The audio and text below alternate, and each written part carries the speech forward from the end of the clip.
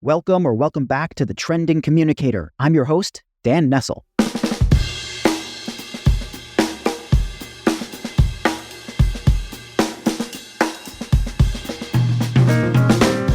People say marriage is hard.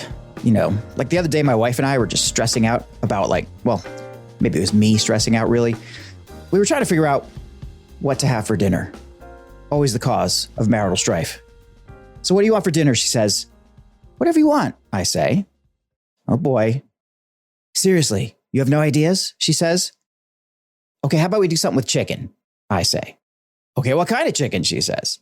And this goes on and on, 5-10 minutes, until we got a plan. Then she opens the fridge and the freezer. There's no chicken.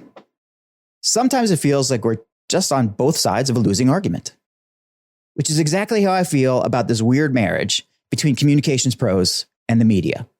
On the one hand, we've got the comms people pitching for coverage, doing what they can to get attention. And on the other, we have journalists and reporters cooking up the stories and content we want to consume. But audiences hate the media.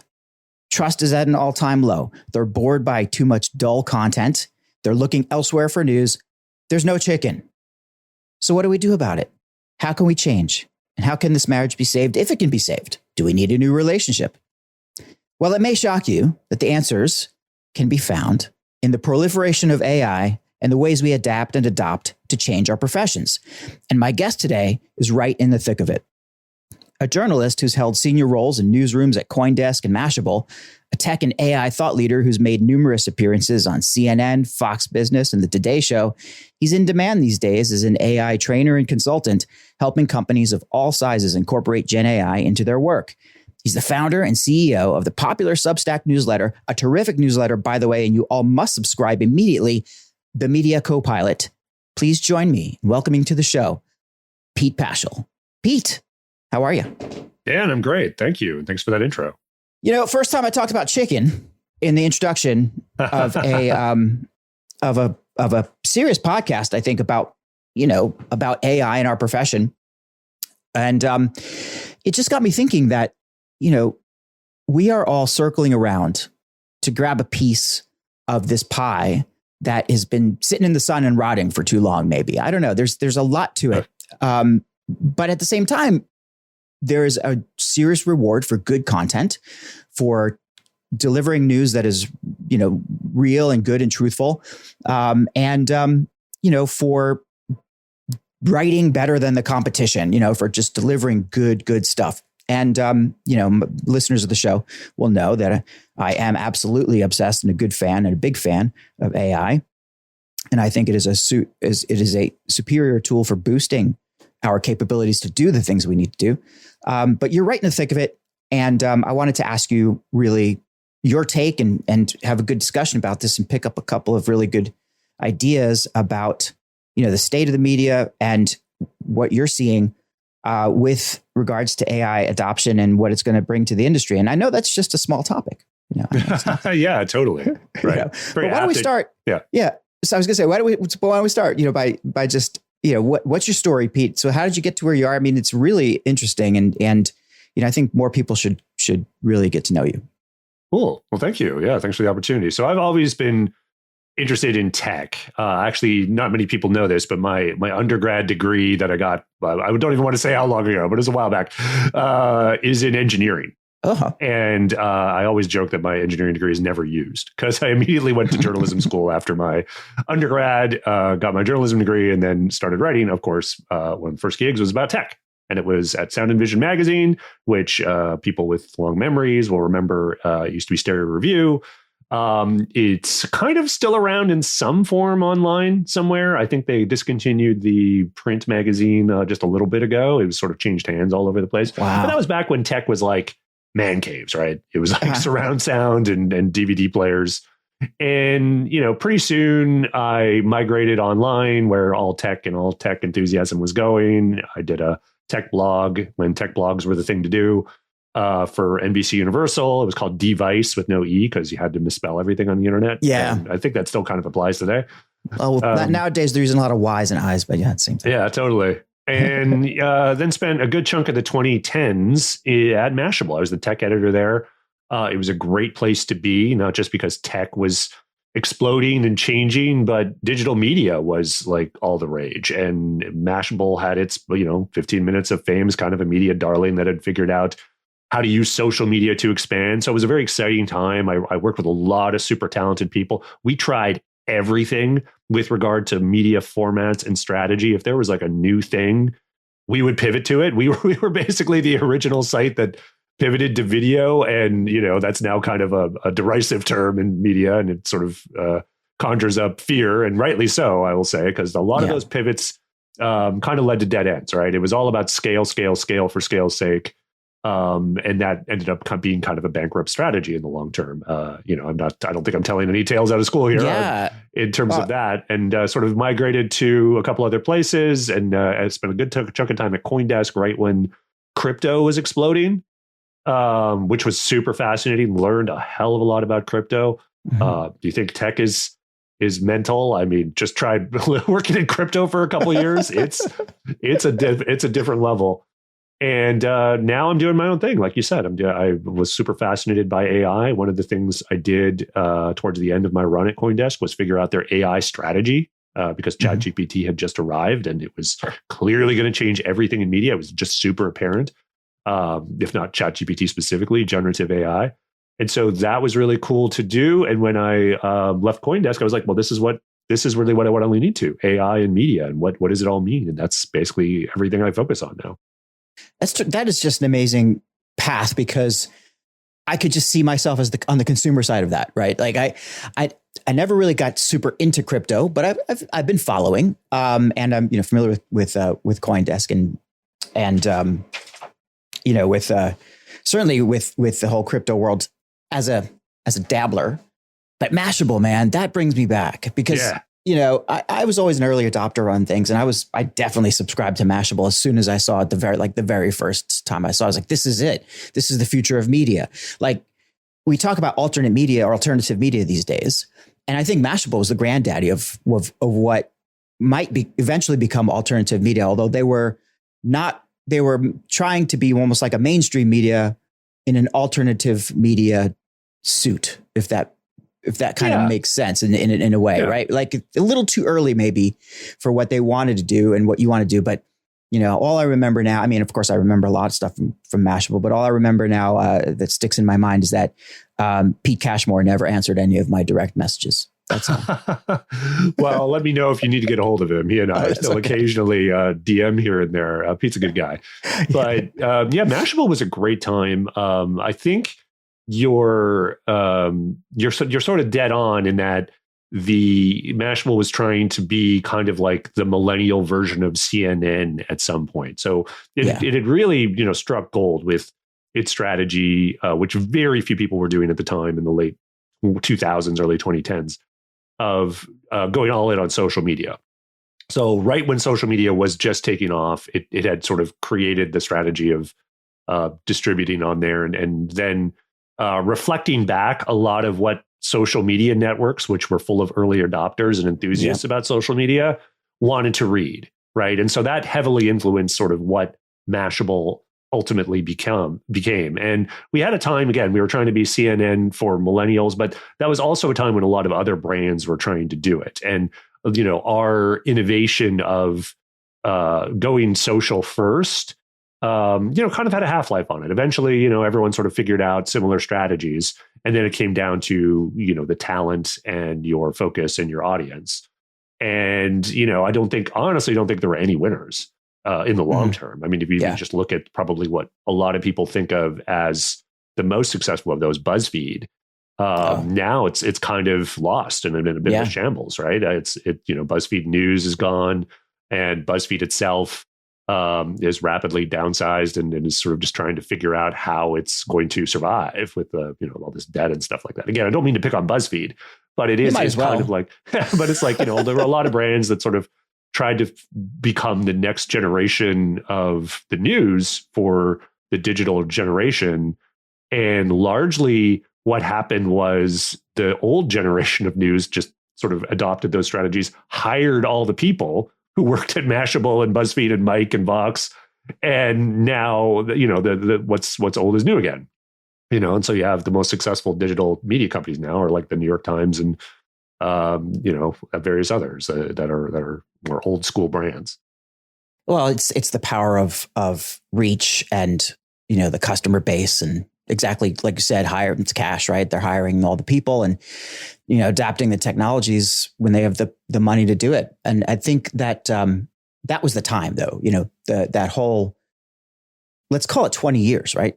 Like the first 2 decades of the 2000s where, you saw the .com, .bomb era, and the first news sites started to pop up, the first search engines, all of that were also dealing with news as well. And you started to get aggregators, and eventually you got, upstarts like Mashable. It took a while, but the big lumbering organizations dug into their pockets and were able to just buy and build and get and catch up and then surpass. And right. Yeah. And what I would just say it's because they're all playing the same game, though. Like they're playing. And I would say those old school brands, the Times, the Post, CNN, even all had brands they had established pre-digital, right? Yeah. So ultimately, there was a generation of people, and even younger people, like knew what to expect from them. Whereas a lot of these digital brands were kind of still figuring themselves out, and brand ended up sort of counting for a lot in the long term. Yeah, I would say, but there's also an interesting reflection on that period and what sort of worked. Had a lot to do with tech, right? And had a lot to do with social media and search and the incentives that those distribution platforms ended up giving to the news media and particularly digital news. So Mashable wasn't alone in this, but the quick hit, the idea of essentially the reblog, the Twitter React post, which I often deride as probably the lowest form of journalism, if it even is that. It's kind of like a virus. Is a virus a life form? I don't know. I just know it spreads, it's easy, and we don't really want it. So that's how I sort of think about those old Twitter React posts everyone used to do. But the thing that's changing now, right, obviously, is AI. And AI is affecting everything with regard to media at every layer, like the distribution, the production, just the story ideas even. And that idea of doing something quick and easy and employing, whether it's interns or junior level people to just fire out those posts, that's a job for a robot now. Yeah. The cost of that content and the value of that content is now so low that it's honestly something I think that is going to be healthy for journalism. Again, part of it's not all AI. It's that search and social largely got social anyway, got out of the business of distributing news. Search is declining too for myriad reasons, one of them being AI. But this whole sort of dependence on a nameless, faceless audience that's just going to give you a lot of clicks and then, responding to that incentive with volume is largely going away, Yeah. because even if you can do it, even if, whether it is humans or robots doing it for you, it's just so easy. It's not going to give you any long-term value. So I think ultimately these trends are healthy for media because it really forces all of whatever publication you are thinking about who is your audience, who are you trying to reach, and how are you making sure they stay? You've got to give them real value, and just quick hits are not valuable. Yeah. The bottom line. It's like media itself is on its own hero's journey. And, now they're going through these trials and tribulations, and they need to pass through them to get to the other side where they will be welcomed with open arms and redeemed if they follow the cycle. My sort of skepticism about this whole thing, though, is, of course, that. And by the way, I'm not skeptical about what you're saying.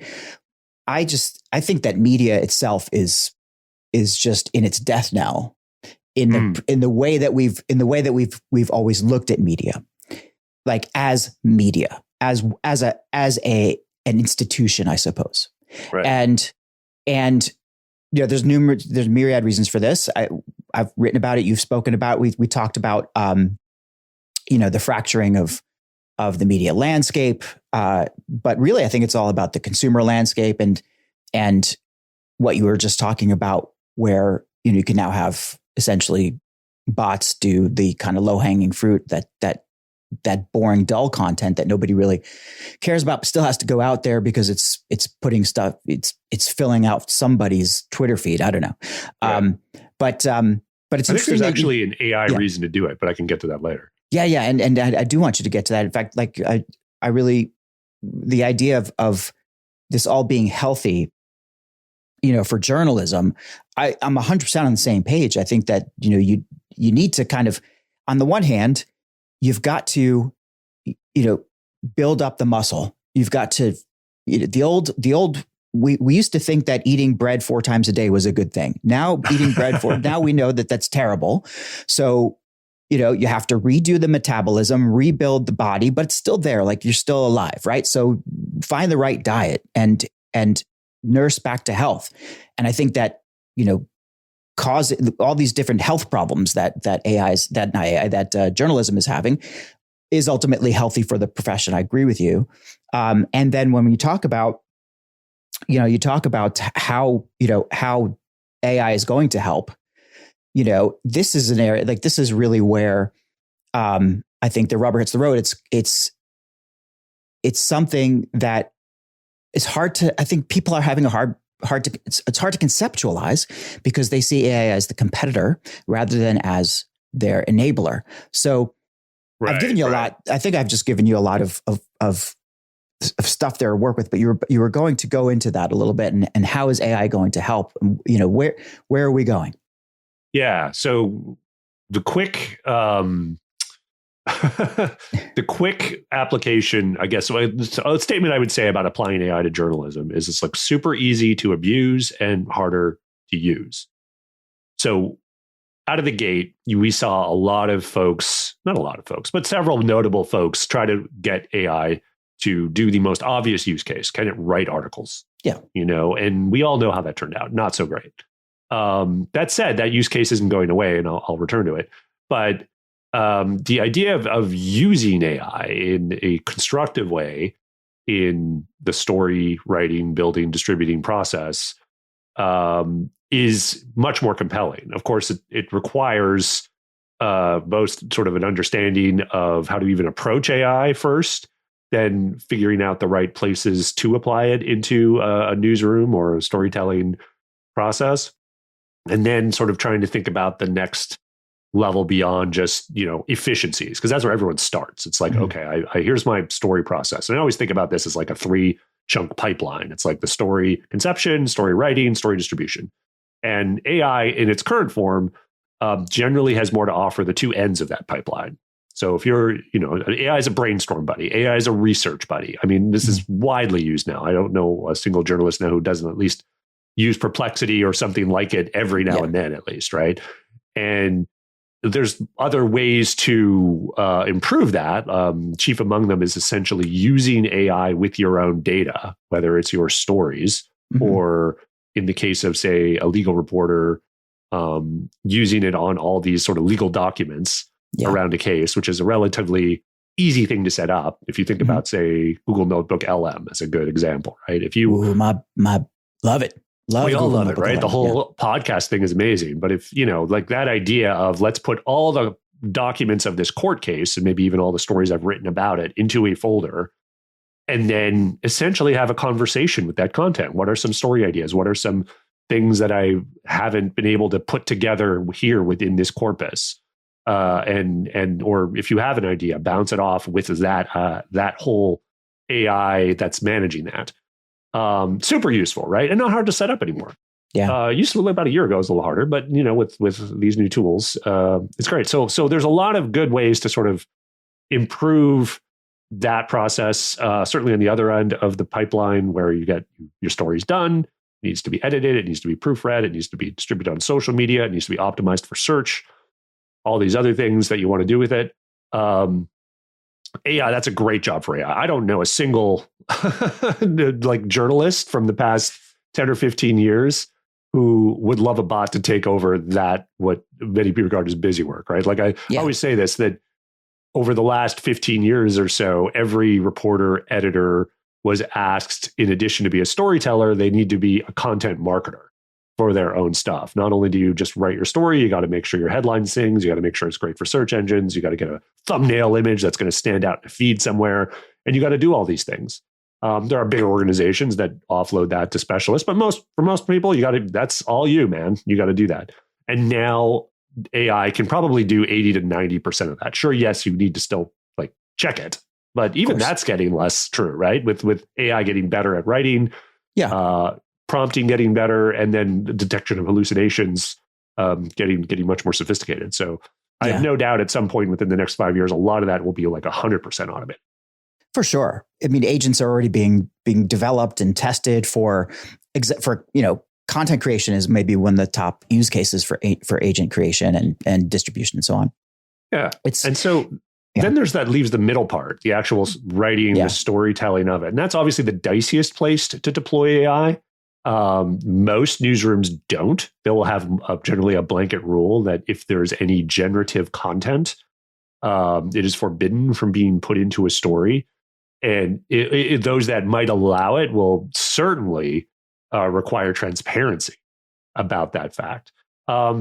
This is going to, I don't know if it's ever going to fully reverse, maybe in a far future where robots are literally sentient, but getting outside of the sci-fi scenarios, I think you'll gradually see more newsrooms doing robot written articles for basic stuff. So one newsroom that is notably doing this is ESPN.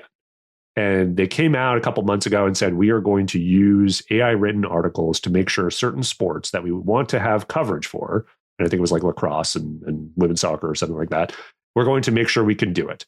And, it's very specific. They have templates, they have editors checking the work, that it allows them to sort of fill in the gap here on something they want to cover.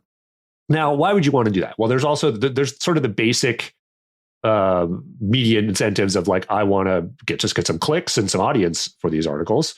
But I think there's actually a better reason to do this kind of thing. And I think that the reason other orgs may want to start doing this for basically stories they don't have people for, but are still relevant to their beat or their area of expertise, is to make sure their corpus of content includes those stories. And because those stories will be in their broader storytelling, their corpus, whatever AI system looks at that holistically, whether it's theirs or someone else's, whether it's a ChatGPT or Perplexity, will rank them higher, so to speak. Now, again, this is all early days for this layer, which I'm getting at, which is sort of an uber layer of AI over media in general. But it seems clear that the more authoritative, definitive, and comprehensive you are on a particular area, that you will be, I guess you could say, favored when an AI is looking around for information to summarize for someone who's asking about it. So that's sort of, I would say, the long-term strategy reason to start thinking about using AI as an actual writer. Again, all caveated with, you got to have a really good editorial process around it. Absolutely. Because not only the things to consider aren't just, is it going to get it wrong? And that's bad.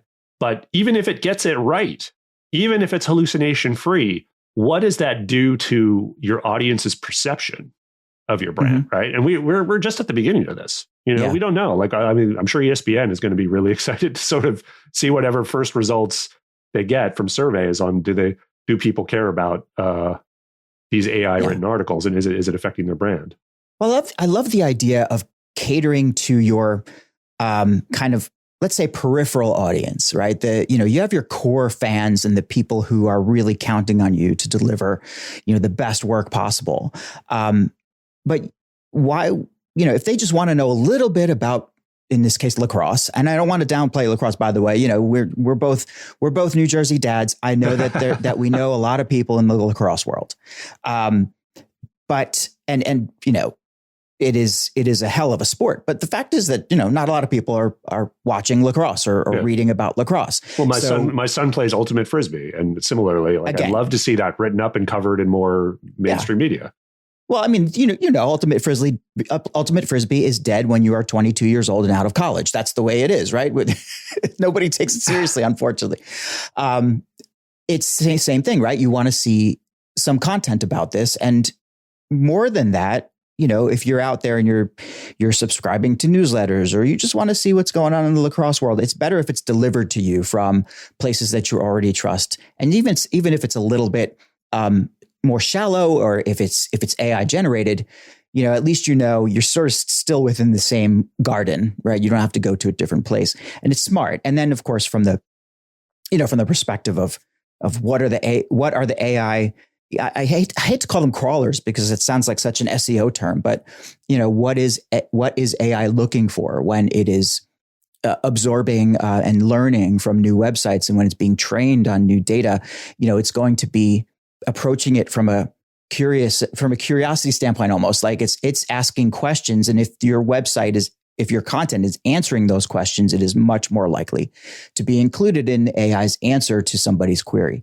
So very different than SEO, but at the same time, similar because because the content, you have to add the content to your website. Yeah, I think the ingredients are a little different. The emphasis is certainly different, and it's very early days for this, right? I don't think there's even really an agreed upon name for this, which is probably broadly called SEO for chatbots. But I've heard generative AI optimization or all that stuff, AI engine optimization. So the only thing that advice I have, and it's very early days, is that your content to be favored by one of these summarization engines needs to be definitive. And what does that mean? Well, it means that if you were to write up the ultimate summary of this topic, leaving out the information you have would be wrong, would be neglectful. Like, you need that information. So it can't just be a duplicative regurgitation, essentially a reblog of something. And even though I was sort of almost defending that practice for AI bots, I meant that in the sort of web of coverage that you have. So in other words, if you're covering lacrosse, to go with that example, I think you can't just do sort of the regurgitated things. You would also need to occasionally do some kind of feature, some kind of deep dive on this that no one could get anywhere else, right? Yeah. And so whether you're a super hyper specialized site that does that sort of thing, or an ESPN, I think you have an interest in doing it. Yeah. Either way. So so basically, getting back to the SEO for chatbots thing, aside from sort of the ingredients of sort of getting into those summaries, which I think is an area of great interest for everyone, whether it's media or PR or what have you, is why would you want to? And I think that's a fair question, because your metrics for success, like, what is your reward? What do you get if you're summarized? Well, you're not getting conversions, probably. You're not getting a lot of click through. You don't get numbers, and because the whole point of a summary is to give what the person who asked the question what they want, and they can get out easily. That doesn't mean nobody's clicking through.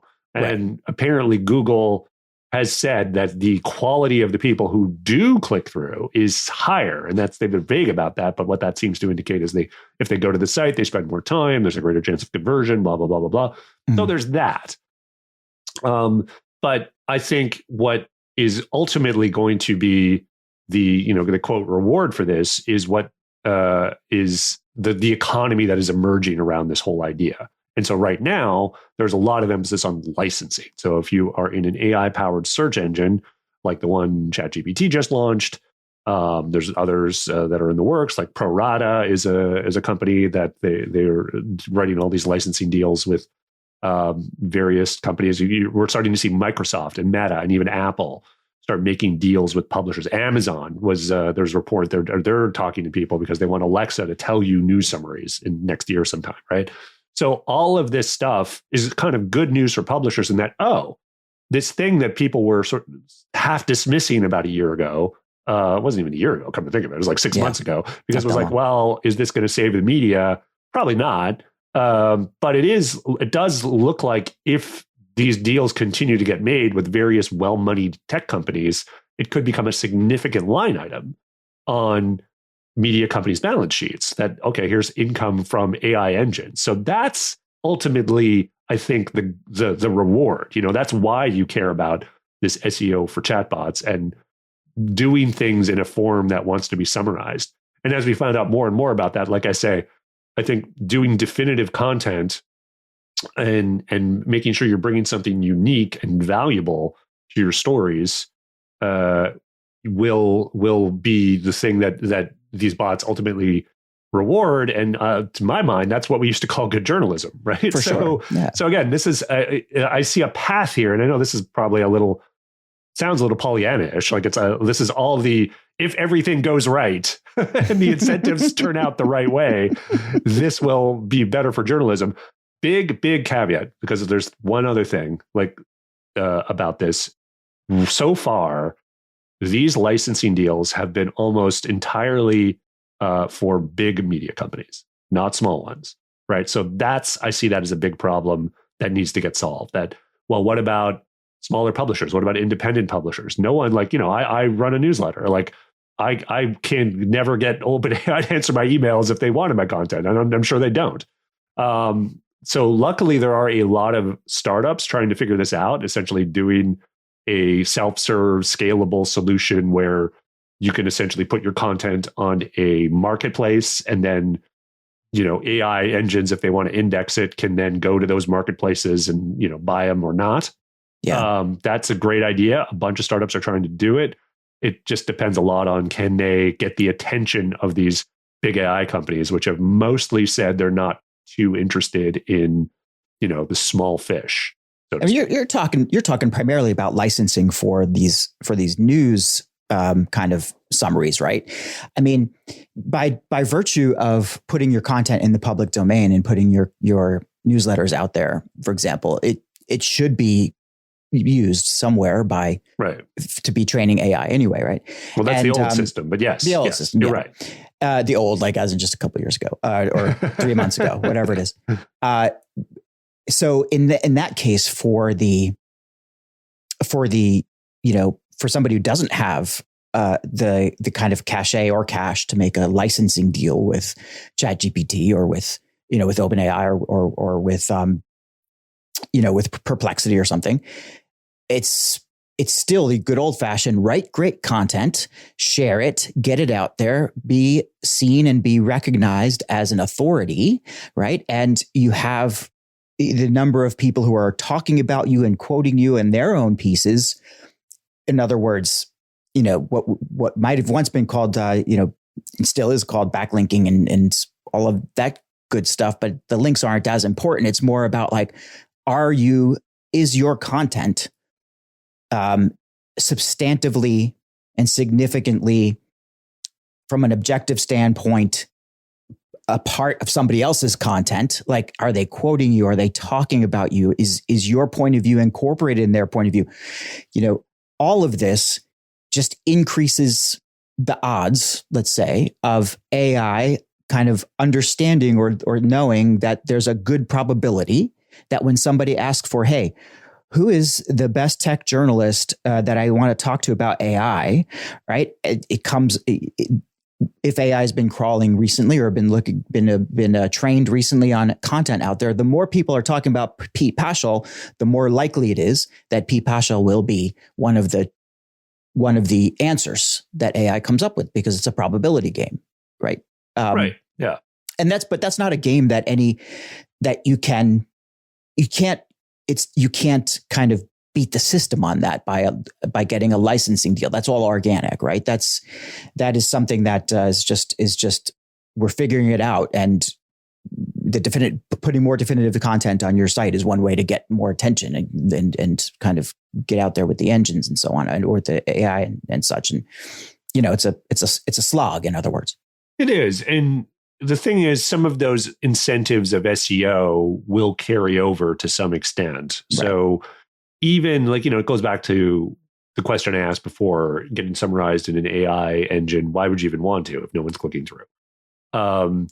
I think there is still a certain amount of exposure, right? And again, if Google's right, and even though there aren't that many people clicking through, but those are high quality people, even for someone like myself, I might as well put my stuff out there for free because the content, I wouldn't call it a loss leader. I do have paid subscriptions, but I have a business, as you mentioned, of teaching AI, of consulting in AI. So being exposed to more potential clients is always a good thing, right? Exactly. So that will carry over. I often look at this because I'm a tech guy. I always look at these things from the user perspective and how valuable this is. Would this be news summarization, and how will it be used, and how do we make that a good experience? Because it's beyond just news summarization, even though that's the broad term. I think what we were just talking about Google Notebook LM a bit ago, and we have now we're kind of on the cusp of what I would call reversioning content, right? Because I think Notebook LM has opened up people's imaginations to that. Oh, it's not just text summarizing text. You can actually take a text article and turn it into a podcast. And well, why stop at podcasts? Why not make some TikTok videos or some long form videos or what have you? And I think this is, certainly not just a possibility. This will certainly become a thing going forward where, to some extent, a user of, a consumer of the news will be able to essentially get their news in whatever form they want, with some limits, right? Yeah. And then, if you have a publication like the Times or whatever, and they only want their news done in the formats that they want reversioned, I think that will generally hold true. But at the same time, you can't stop people at the endpoint. If I put a New York Times article into Notebook LM manually on my end, I could listen to that as a podcast, and there might even be hallucinations and stuff. And so, I'm sure these are things that the Times and others are thinking about. And if someone were to do that in a systemic way, that would end up being like, well, maybe you need to sign a licensing deal, right? So this is the whole thing, the crunch of where Perplexity is at, where they don't have licensing deals. They have introduced a rev share program for publishers, but they are operating on what I sort of identified a few minutes ago as the old system, the old rules of like, oh, if you crawl the internet, you can just use that content. And that's honestly what everyone's doing, right? Because even though OpenAI is signing deals with these big publishers, they are still ingesting the entire internet and training their AIs on it. They just want to make sure their search engine can surface current news, and they don't want to get sued for it. Right. So it's all defensive. But this, as you think about it, and I'd think about this daily on what this means for media. It's such a contradiction. It's like, well, is it okay or isn't it? And it's, to some extent, it's sort of being figured out with all these lawsuits and everything else. But I do think we're going to need some kind of ruling in the next year or two of, well, to what extent is it okay to just crawl, index, and ingest to an AI engine? Because it shouldn't be zero. I don't think anyone wants that. Impossible for an AI company to index anything without signing a licensing deal. I mean, like, go ahead, index GeoCities all you want. But but again, when there's a replacement essentially of the economy that media has relied on, I think there needs to be some kind of recourse beyond just depending on the largesse and the generosity of a big tech company. It's an interesting kind of conundrum, I think, that's happening here, because there's, on the one hand, you have this industry that is being seriously disrupted, and a lot of people who make their livings that way, and a lot of companies that make their money that way, they don't want to be snuffed out, and nobody wants to snuff them out necessarily. You don't want to put all those people out of work, but at the same time, you can't stand in the way of progress for too long. And it's more like it feels almost a little bit like, okay, we're going to come up with some way to ease the transition, but the transition is going to happen. So you'll make enough. We'll figure out these licensing deals. We'll make sure that there's enough cash flowing into your coffers, but slowly but surely that you're going to have to kind of either upskill your people or transition them to different kinds of roles, et cetera. But it's kind of like buying time in some ways.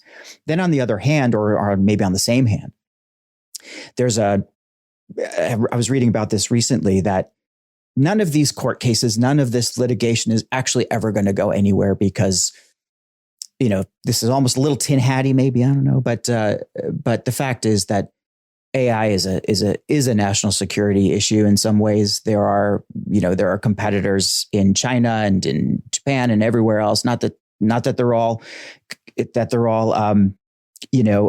hostiles, or that they're kind of, enemies of America or any of this kind of stuff. But many places around the world are developing different LLMs and other kinds of tools. And, litigation is one way that we will slow the process of innovation. So there's a sort of game that has to be played on this knife's edge to make sure that innovation happens, but at the same time, recognize that people do need to be recognized and compensated for what they've done and for their real original work and so on. So look, I don't envy the legal geniuses who have to take care of all this stuff, but it's not as clear and cut and dried that licensing is ever going to be really, really required eventually. Yeah.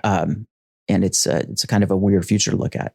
But I wanted to get back to something you said earlier about, that just sort of triggered something in my head about the writing part of the process, right? We have you have conception, writing, and distribution when you're talking about the job of a journalist or of a writer or of anybody really who's creating content. And that Newsrooms had created rules and guidelines that there will be no generative content in these articles, et cetera. I think that they're playing a game on a field that was, already overgrown several months or years ago. Like, they're behind. There's always a lag. There's always a lag between where technology is and where companies are, right? But in this case, the gap gets wider and wider as AI advances. And the only reason I'm really kind of thinking about this is because of Claude's new-ish style creator, right? Where, newsrooms, et cetera, newsrooms can, looking at the stuff that they were putting out there with, GPT 3.5 and GPT 4.0, that's when they're making the rules. They're making the rules based on that level of writing and in some cases laziness. But when you look at something like Claude, where you can, basically train it to write in a certain style in a very, very short amount of time, that is going to pump out a piece of content that is 80% there, 90%. Right. And the consumer, A, would never know, and B, might even benefit from this because, the content is good.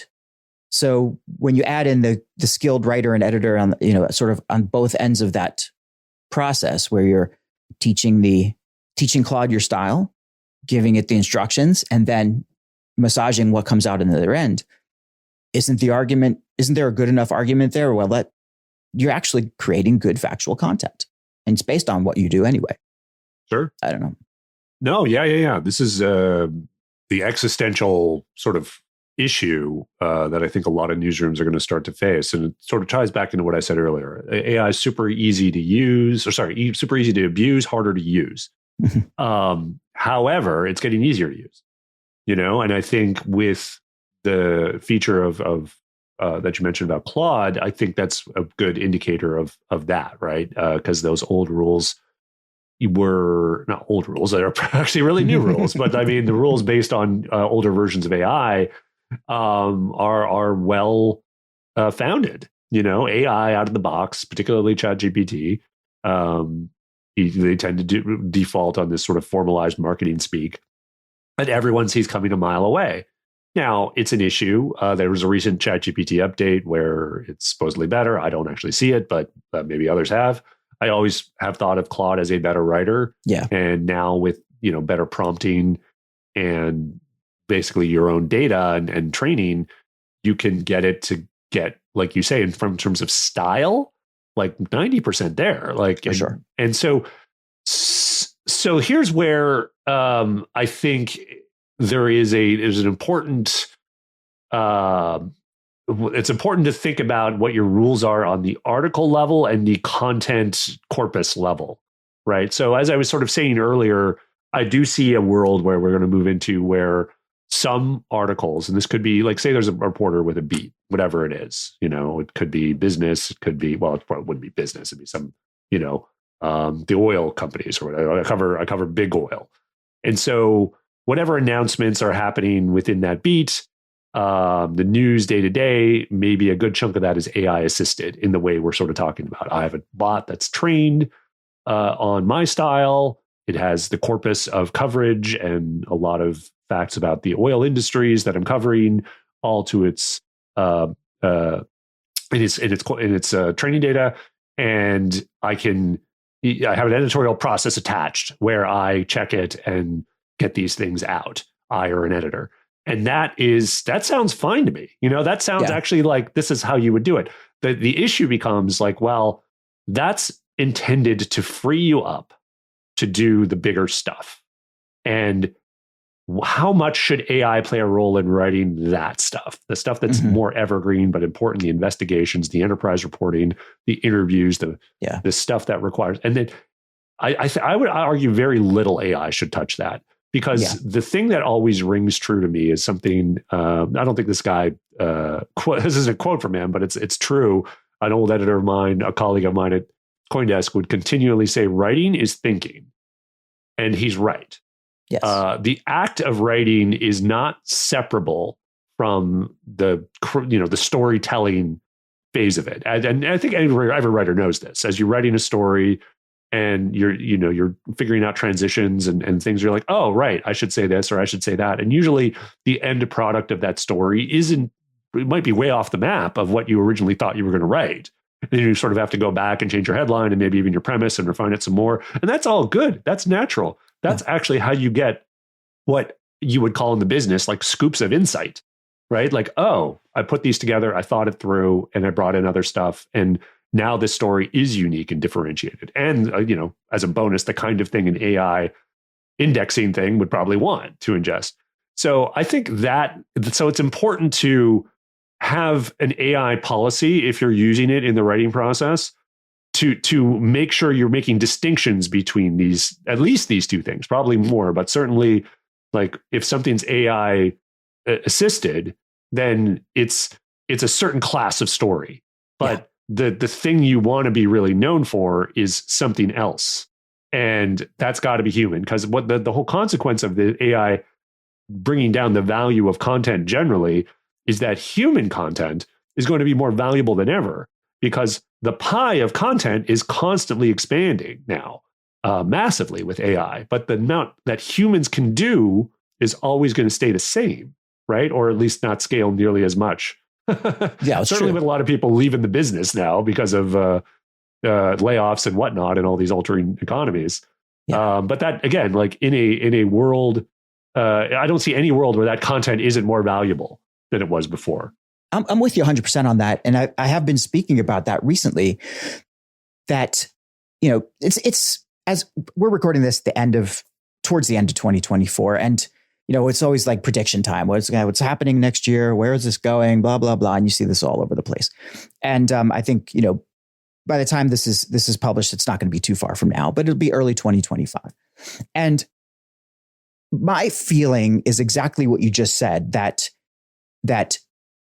good writing, talented writers, skilled writers actually are in an advantageous position for the future. But they have to be really good at it. Like, you have to have people who are just excellent at the job, or at the, either they are naturally great writers, well-trained great writers, but people who can actually construct an argument, who are critical thinkers, who are curious, who can, go back, revise, rethink, re-augment, all of that is not going to go away. But, or maybe and that person, those people who also have a process that is kind of supercharged by AI are going to be in a great position. I don't think they have anything to worry about in terms of their professional careers, in terms of, making great content.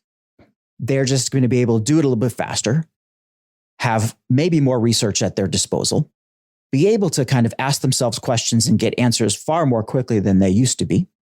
The writing process itself, the process of thinking as you write is still thinking as you write.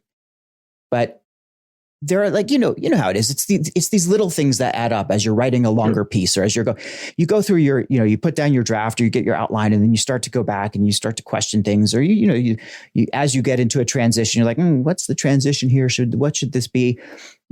In those instances where you're trying to make those quick decisions, you might turn to AI and say, what am I missing here? What's a transition here that might work? And then you get some ideas, and that'll spark something, and you get it done a little faster. But the quality of what you're doing is not suffering.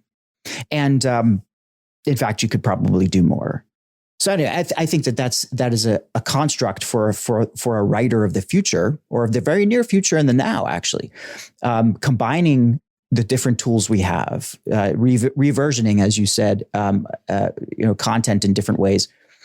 A great writer will be able to do that. Whereas somebody who is relying too heavily on AI to write their stuff, and doesn't upskill, isn't able to get out of the mediocrity of dull writing, make your bed. That's all I have to say. About that. You need to just be able to understand where there is wheat and there's chaff, and know where you are. Yeah, I think what you've just outlined sounds good. And the thing that I don't know if, knowing the nature of people a bit, there's a fine line between use and abuse. There's a fine line between just, getting a little AI help on writing a story versus it just doing it for you. Right. And the thing that probably I worry about the most in this whole process and what it means for the future of newsrooms, I think about, what are the interns going to do, and the junior level people, right? Because what I've outlined in terms of my sort of oil writer person, that's someone who's on the beat. They've cut their teeth, they paid their dues, and they're probably very skilled and have a lot of expertise in the field they're covering. Whereas if you're brand new, doing a lot of those little stories on your own with the mentorship of an editor like that is how people get good at that and become senior writers. And you go from assistant editor to associate or whatever. And should we mandate those are AI free processes? You could. I just don't think in a future where it's there and you have the quality of a Claude, that's even tenable. So what is the right process? What is the way to think about an organization where you don't lose the pipeline of people to become the senior people, 3, 5, 10 years from now? That's a thing I worry about. And I haven't heard a lot from the newsrooms I talk to in terms of thinking through that problem, again, other than they just blanket forbid AI content. Yeah. Well, let's go broader than newsrooms on that. And maybe this is a good chance to start looking at the PR side of the coin. But what you're talking about there is a question that, I've been trying to noodle around a bit with some of my guests, and just think about, we're approaching it from this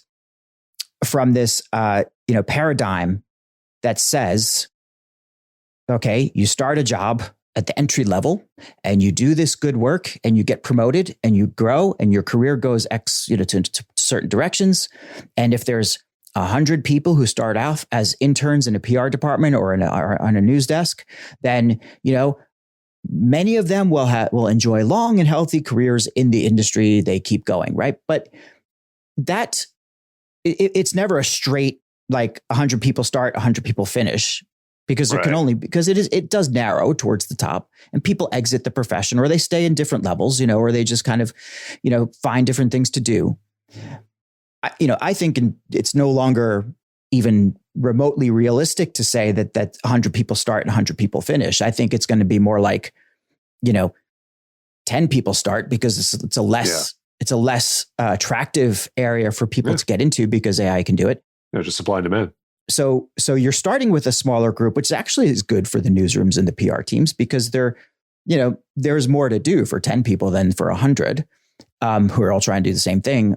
And then, that where it goes from there, though, that is something that people that we as a society and certainly as a profession need to rethink, because that career path, as it were, is completely unknowable now.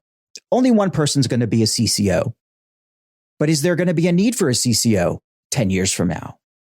I mean, what does corporate structure look like? Job descriptions are going to change. Like you start going down these alleyways and pathways and rabbit holes, and the answers just are less and less clear. I mean, I don't think companies or corporate structures are going to go away. I just think that there's going to be a very different way to assessing resources, meaning people, assessing value of people in the jobs that they do. I don't know what that is yet, but anyway, like from the PR side of things, right? We can only look at the now. We can only look at what we need to be doing for the next few years, and we've talked about newsrooms. You got the other side of the coin, people having to deal with those newsrooms. Right. I've been on the side saying, well, PR comms teams have to stop putting so much weight on that media relationship. That, it's more important to have a much broader view of the audience content consumption habits, where audience gets the news. Right. So instead of focusing all your time and money saying, I got to get a hit in the New York Times, for example, it's far, far better spend of your time and money hey,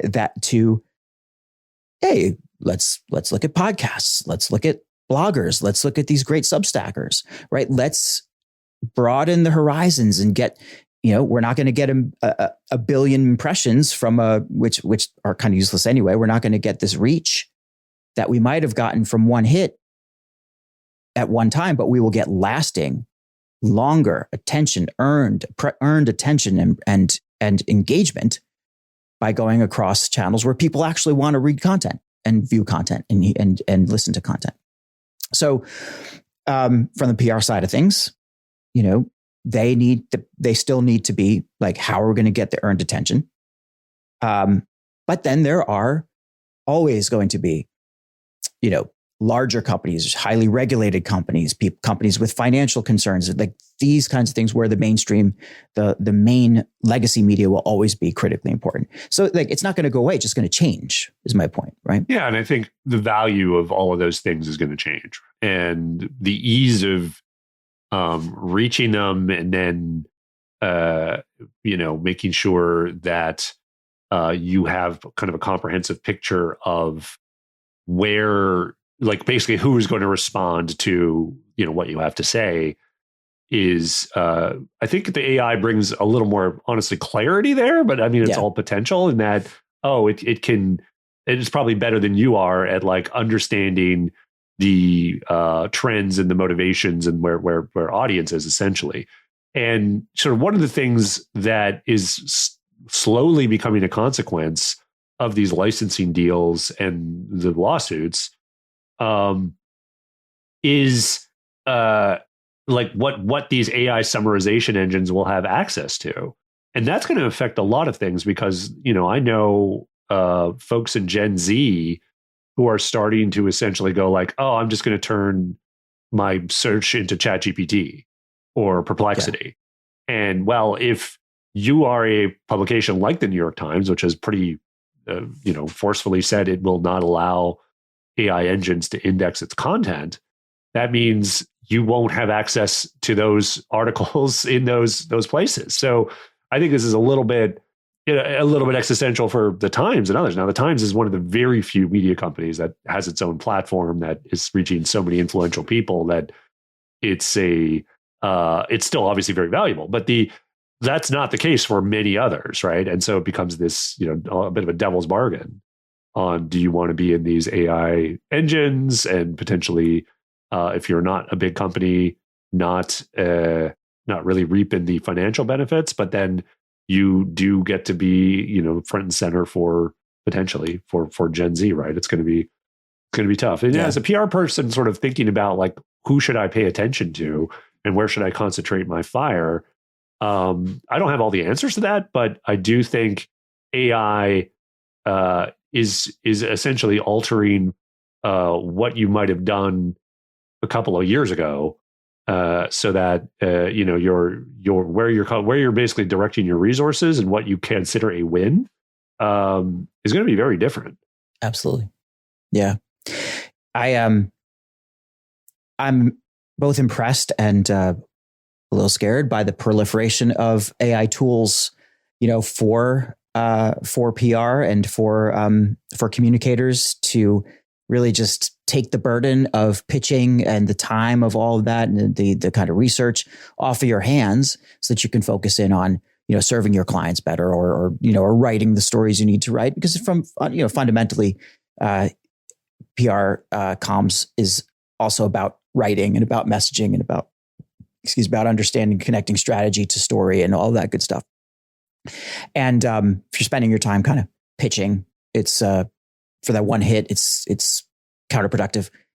And the AI tools that are out there now, there's like PR, like Profit or like Propel, or there's a variety. Muckrack does this kind of stuff.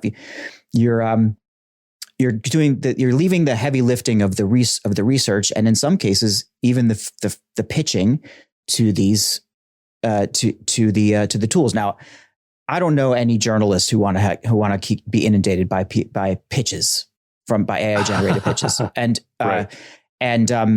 but they don't want to email pitches anyway. They don't want anything except for like if you're that kind of like convinced that your story needs to be, on channel X. I don't mean X like Twitter, but I mean like on channel X is like just hypothetically, and you're leaving it to AI to pitch channel X.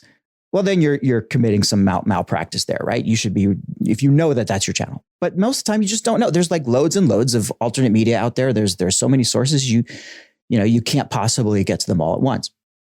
So there's value there too. It's just kind of finding the balance. And like you said, it's knowing it's the difference between use and abuse. What is the right balance? I don't know.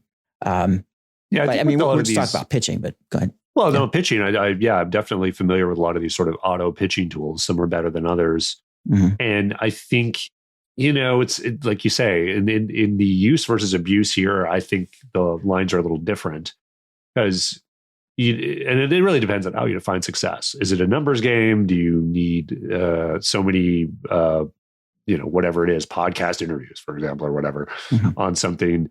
And then you can certainly ramp up the automation on a pitching campaign and get numbers. But to what extent are the people who are ignoring those pitches because they can smell an automation, has that hurting it overall, right? So it becomes, are you selling hamburgers or steaks almost? Yeah. And I think most people that would value the steaks. And in that case, I think those tools can be helpful at sort of discerning things, analyzing things, and helping you get a little closer to the finish line. But you really need to go in and give it, first understand who and what you're pitching, obviously, and then give it that human touch, right? And so, these tools are all, kind of very different. But there's also, there's always a certain amount of how much do you let the AI write? Yeah. And I think, again, with stuff like Claude, that line is sort of slowly but surely getting, bigger and encompassing more stuff. But I think we're still a ways away from 100%. For sure. And I think also people overthink it sometimes. It's like the big issue when you're putting AI written, AI generated content out is not telling people it's AI generated content. I mean, it's really transparency. It's an ethics and transparency issue. And I think that a lot of people out there would be receptive to if they know it from the get-go and they agree, like classic opt-in type stuff, they say, look, I'm agreeing to get this information that's AI generated. Therefore, it doesn't have to have some kind of crazy, wicked, funny style that's like your style. It doesn't have to mimic it. It just has to present it in a digestible way. And there are newsletters out there that do exactly that, right? It's where you start to say, I'm going to make the AI write exactly like me, and don't tell anyone that, you're AI assisted, that you start to run into some problems. I think, maybe people won't know the difference. I don't know. But I think ethically, it's an important thing to say, hey, look, I hope you're enjoying this. It was 85% AI generated. Right. And just be open about it. And same thing with, when you're pitching, or look, I'm a podcaster, you're a podcaster, you must get pitches all the time from people who are like, hey, dear host name, right. Been listening to your show. That episode with fill-in guest here was particularly insightful. And here's somebody you might want to consider for your show. And then it gives like a little rundown. Now, you could be offended by getting AI pitches, but look, I know it's an AI pitch. I'm going to look at the guests that they pitch me. I mean, you never know. There's diamonds in that rough sometimes. Yeah. But I'm not offended by it. I don't care. I have a delete button. It's cool. Well, podcasts are almost, I wouldn't call it unique, but because of the low barrier to entry, and there's so many of them now, you can't expect everyone to know every podcast out there. Of course. And so, automated pitching, I think in podcast world, there's probably always going to be a certain amount of it that you need to tolerate. And so the thing about sort of the transparency is such an interesting issue. And I sort of alluded to it earlier, in like changing the relationship with your audience. If you sort of tell them that, some of these articles are like AI written, there's something visceral in us that reacts to, this was written by AI. You feel a little bamboozled, right? Like, just inherently. And then you have to sort of take that extra second to think like, oh, well, maybe it's not so bad in these particular use cases. So I think it's worth, kind of unpacking what that means. And there was this great New Yorker article a few months back. It was right around Labor Day, and it was by Ted Chiang. And he wrote about how, like, what AI is essentially. And it's outsourcing a certain amount of decision making on any particular project and getting what is thought to be the average of what humans would actually have decided on that. And I liked that because he got into sort of what that means. And because AI doesn't have intent inherently, there's no real human there. It sort of feels like, well, why should I even engage with this thing? Now, the human behind it has some kind of intent, right? So I think you can, if you are taking an extra second to think about it, sort of think about that and then decide whether you're aligned with it or not. But I think that's an important thing to understand, both as a recipient of AI content, as well as someone producing it. Because at the end of the day, it's the human that's being assisted, whether it's the audience or the person. And I think you need to think about, like, you are always the person judging the AI content, or rather in control of the content and sort of getting the AI to help you, as opposed to wondering if you like what the AI created. The AI is not really creating anything. It has no intent to it. It's like you're creating it. So I think it helps on both sides of the equation to think about it in a couple of layers, that you're not necessarily, fooled, although you might be. Again, this is why we care about the transparency. But it's going to take a little while. I think it's going to take a couple of years for AI content and AI, even like AI emails and stuff, to be a little more normalized before more people understand that sort of other layer, the human layer on top of it. I think of it that way. Yeah, I agree. Yeah. That's a good way to look at it. And also just going back to, your point earlier about, like, certain kinds of content should probably just not be written by AI. Like, just like like when you those kind of deeper thought pieces, the kinds of things that, you know, that require point of view, that require research, thinking to display what you're doing. Like, you know, maybe it's a word count thing. I don't know, but I think in many cases it's just common sense. I can't have AI write a piece where I want to create an emotional reaction that is aligned with or that is opposed to what I'm trying to say. You know, like I want to evoke a reaction from something. I'm not going to outsource that to AI. I might get AI to help me, you know, clean it up, you know, at the beginning, the end of the process, as you're saying. But when it comes to the core of it or what's important, and even within an article or within a newsletter or something that I'm writing, some of it will be just fine AI generated. But the parts of the newsletter that I know where I want to establish an argument, my point of view, and kind of close it out, you know, that's got to be me. And I don't think that's ever going to really change, you know, because only I know what's in my head. And if that's of value, if I think that's of value to my audience, that's what I need to do. Yeah. I mean, honestly, it's like, if it's AI all the way down, what are we even doing here? Well, sure. Like, I mean, let's all just have the robots take over. And then we're being middlemen, right? Then we're just like, okay, I'm gonna just create this automation and just guide you become a manager. Yeah. You know, that's not, and you know what, that might be a model for some future PR teams where, you know, especially once you have agentic AI really come in, and we don't know. I'm a little Pollyannish about some of this. I'm also doubtful that it is going to, you know, be able to take over everything. I don't think that's true. Like, it's as with any technology, when something new comes up, new tasks evolve, new roles will be revealed. You still need somebody to kind of oversee things.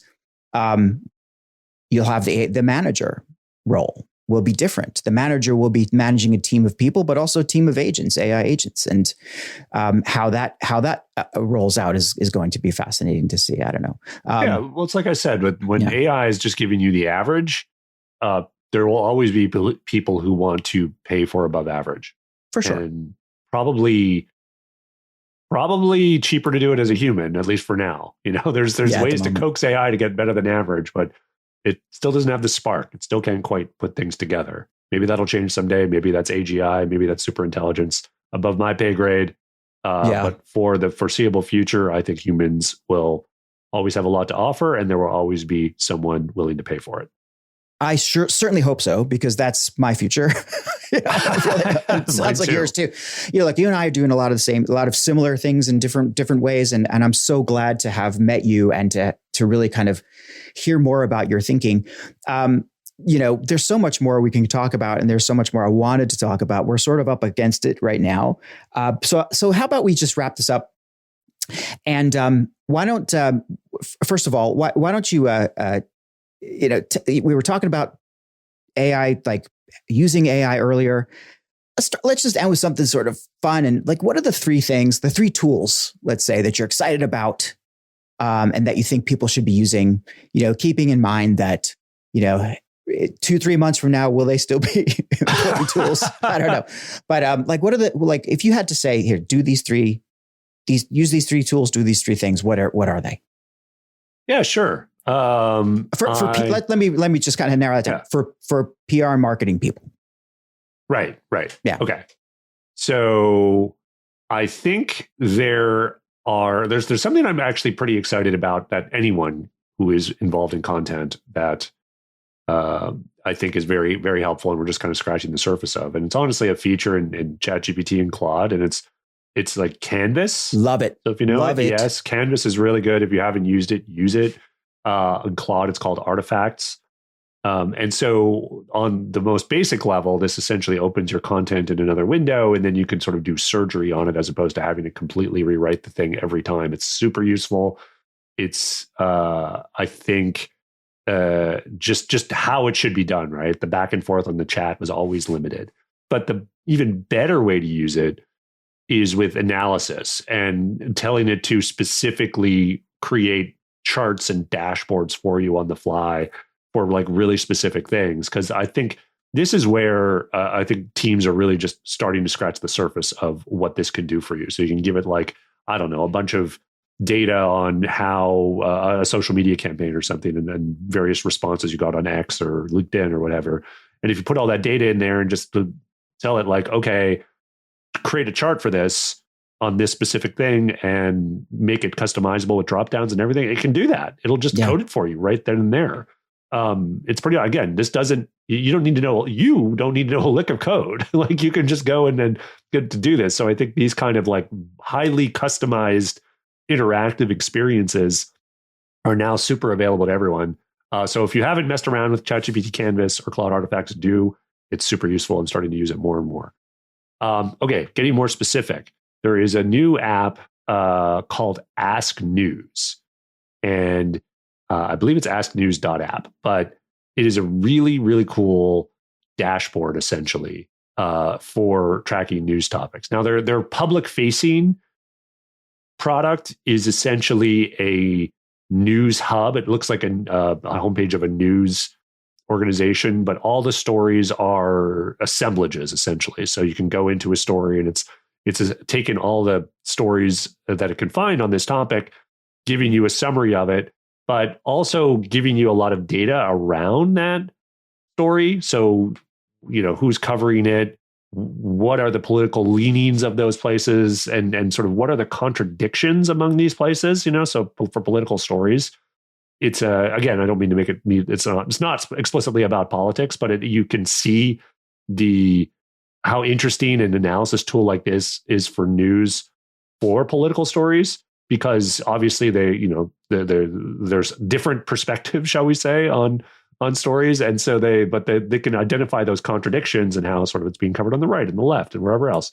But the best feature they have is the dashboard I talked about earlier, where you can actually give it a very specific or very general area of coverage. It will go out, find all the news on that, and you can sort of track it over time. I actually use this for media and AI, which is super nice. And then you can actually converse with the coverage. You can refine it over time. It'll show essentially maps about how the stories are mapped to each other and what terms are trending and stuff.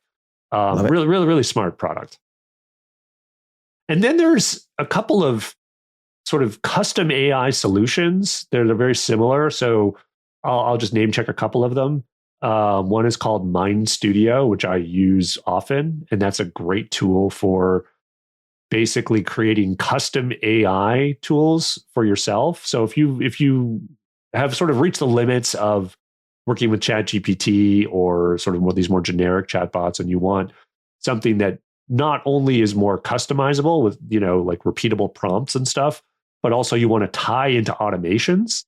So that's, I think, where a lot of the low-hanging fruit really becomes a true efficiency, a true ROI, when it's like, okay, great. Anyone can get ChatGPT to write social copy, but if you're just copying and pasting back and forth various windows and doing it on a case-by-case, like, what is that really doing for you? What you really want is something with an automatic trigger, then feeds that trigger into a generative system and then produces the output, whether it's social copy or whatever, and then take that copy and put it where you want it to be. And that's just one very basic example, but that's exactly what Mind Studio does. So it's a little bit like Zapier, but with AI as inherently the center of it, because that tool has every single AI model imaginable. It's basically a dropdown, and you can, experiment whether Claude is the thing you want, or Llama, or Mistral, or whatever. And then, you obviously are then in charge of the compute costs and stuff, but, with smaller models and whatever else, and depending on your application, you might actually end up saving money in the long term. So you can obviously create as many automations as you want. I use them all the time for things like social media, for things like spinning up formal email pitches and whatever else.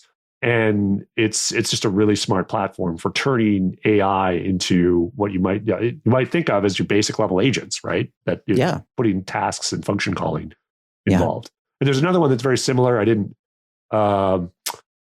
It's similar to Mind Studio, but it has a little more pre-built stuff and is more explicitly for teams. So Mind Studio can be for teams, but you can also use it as an individual. But the sort of teams and sort of advanced version of that with pre-made templates is called Elvex. And that's a They've just gotten a little bit of funding, and these are the guys. Actually, know them a little bit. They are the founders of Parsley. Okay. So How do you spell LVEX? PLVEX. And they have a lot of pre-built AIs similar to what I described in Mind Studio. So you don't have to go in and actually like drag and drop all this stuff. By the way, Mind Studio, it sounds like it would require a lot of coding. It doesn't. I use it. I'm not a coder. But LVEX has sort of an even more convenience in that they've pre-built a lot of this stuff. Again, use whatever model you want, adjust these templates to how you work. But it's a really smart platform that can get you some really extensive results from just some pretty simple some prompting and some editing of what they already have. So it's pretty cool. That's terrific. I mean, like I haven't heard of LVEX or Mind Studio yet, and I'm really keen to try these out. And I know that many of our listeners will do the same. I would only add to your list that we are very heavy Notebook LM users. I know we talked about it before. I think people really need to get on Notebook LM or find a similar type of application that allows you to, as you said earlier, create a folder and ask of resources and then just have conversations with those resources. It is such a game changer for reversioning, repurposing content, and for coming up with some novel brainstorming based on whatever topics that you choose to add sources in for. I mean, it's a fairly, and it's so easy to use, and I'm sure it's going to evolve and change. We don't even know if it's going to be here 3 months from now. It is Google, after all. They tend to put things up and take them down. But I think it's a keeper. They've got a roadmap. I know they're planning some upgrades. But the Notebook LM is an amazing thing to do the basic thing that you just said, which is, converse and work with some specific content. Mm-hmm. And then it's good to do because you will run up into the limits of that. Right. And then once you do that for a while, you're like, well, what if only I could do this, this, and this? And then you'll find maybe more productive ways to customize things in something like a Mind Studio or an LVEX, which can do similar things. So, yeah. Yeah. And keep in mind that the output from Notebook LM is not the kind of thing that you put out in front of the public. Sure. I mean, but it itself becomes a good source that you can then use in whatever other tools that you are using to generate more content or just as a reference for yourself. So, always excellent things there. It's funny. I don't even use the audio deep dive kind of generate podcast part of it, but you know what? It's fun. You could, and you should, and it's a good gimmick, and it could be quite valuable.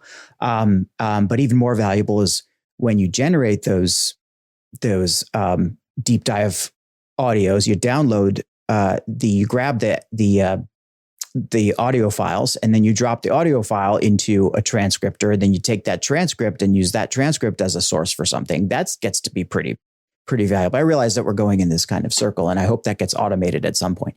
But I love doing that. And it's kind of fun to see, how you can find even additional insights that you might not have known before, assuming it's not a hallucination. Yeah. I think there's actually another app that I didn't mention that's similar to Notebook LM in this respect, and that it creates audio books on topics, but it works a little differently because you can give it specific URLs. So in other words, if you want the audiobook version of, say, a big feature article that you don't want to read the whole way through, it'll do that for you. And again, this isn't just a spoken article. It's essentially adjusting the length and getting the gist of it and giving you something more custom. But you can also search a topic, whether it's like nuclear physics or whatever, and it will go out to essentially create that audiobook summary, and then that's something you can listen to. I've been using it a little bit. It's handy, but there is a lot to be said for the Notebook LM approach of a conversation, which does evoke a little more, basically gets your attention a little better.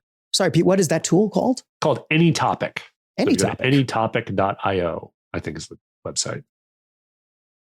Well, look, on that note, AnyTopic.io. And now I know that my next 7 days are just now going to be to go vanish down a rabbit holes of AnyTopic.io. That's glad I get up. Always helpful.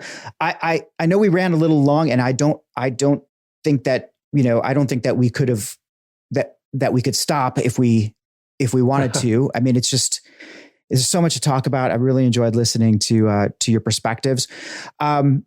Anybody out there wants to find Pete, please do go to mediacopilot.io. AI. .ai, sorry, mediacopilot.ai. And of course, look for Pete Paschal on LinkedIn. His name will be spelled properly in the episode notes and in the title of the episode. Where else are you very active, Pete, that people can find you? Well, that's about it. Yeah. I guess I'm so bad at X. I'm Pete Paschal on X, but I was lousy at Twitter when it was Twitter, and I'm lousy at X when it's X. So I'm still on it, but I don't do a lot there. I'm on Instagram as Mirror Pete, mostly my personal stuff if you want to follow me. But if there is by any chance a Doctor Who fan out there, my other podcast is called Pull to Open. I've been doing it for a number of years now with an old colleague of mine, Chris Taylor at Mashable. And we have a lot of fun going through the whole television run of Doctor Who. I was always determined to put my encyclopedic knowledge of the show to good use at some point. Decided to kick off a podcast a number of years ago. So it's super fun if you're a fan. Hope you like it. Mediacopilot.ai. Pull to Open podcast. Two very, very different things, but you'll get the multifaceted Pete Paschal in the doses that are probably digestible in that way. And anybody, please go out there and reach out to Pete and read Media Copilot if you are in our industry, and even if you're not, because it's brilliant writing. And thanks, I'm jealous. It's like the newsletter that I want to be when I grow up, kind of a thing. Awesome. It is, it's just tremendous. But Pete, thank you so much for joining me. And, I will welcome you back here with open mic and open arms anytime. Thanks so much, Dan. It was super fun. Thank you so much for the incredibly thoughtful conversation. You got it.